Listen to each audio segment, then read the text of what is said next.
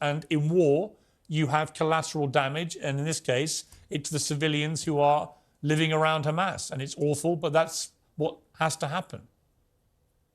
Every decent person found the Hamas massacre on October 7th reprehensible and morally unjustifiable. The question, though, is what does that mean that everything that Israel does in response becomes justifiable? And the answer is clearly not. Just like everything the United States did in response to 9/11, which was also morally horrific and unjustifiable, killed 3,000 Americans.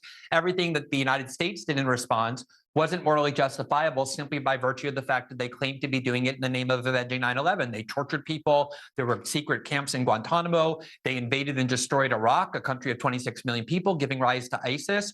The laws of war were created after World War II, ironically, when the world looked at what happened in World War II, the atrocities there, and said, we know there are going to be wars, but there have to be limits. You cannot collectively punish a population. That is a war crime because certain people in that country have done bad things. You cannot just bomb people indiscriminately without regard to civilian life.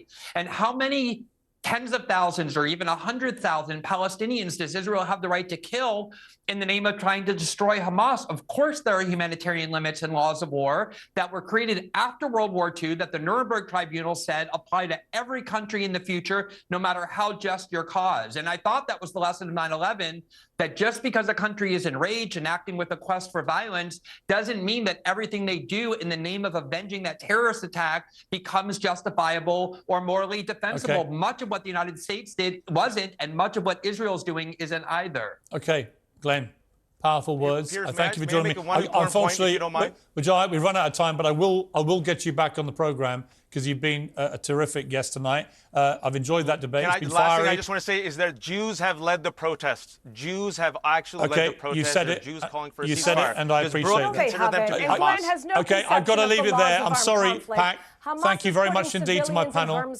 I appreciate you all joining me. Glenn, Brooke, Wajahat, thank you very much indeed.